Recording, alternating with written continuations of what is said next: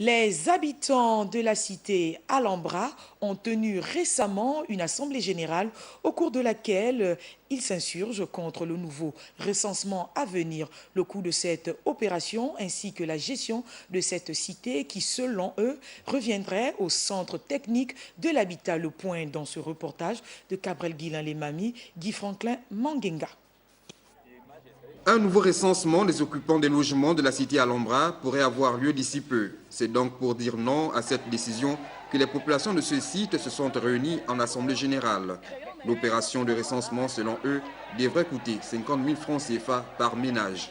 Les résidents n'étaient pas en fait au courant de tout ce qui devait se faire après le recensement. Et puisque les informations supplémentaires nous ont été données, c'est-à-dire le paiement d'une somme de 50 000 francs, avant l'établissement du contrat, puis la signature du contrat, sans tenir compte en fait de l'aspect social même de logement. Donc il faut qu'on s'accorde avec la tutelle, la direction centrale du centre technique de l'habitat, afin de voir les priorités. Parmi les priorités, nous avons le problème d'eau, nous avons le problème d'électricité, nous avons les problèmes des fosses septiques. Autre problème embarrassant pour les résidents de la cité Alhambra, la gestion des logements par le centre technique de l'habitat et la mise en place d'une nouvelle commission d'attribution des logements.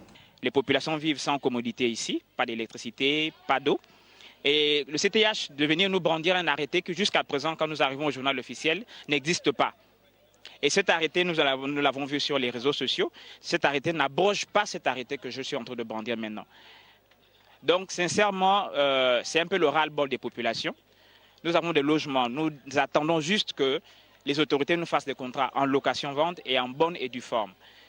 Pas les débats ou bien les discussions ou bien les insultes. Toutes ces mesures annoncées soulèvent des inquiétudes auprès des actuels occupants dont les regards sont désormais rivés sur le ministère de l'Habitat.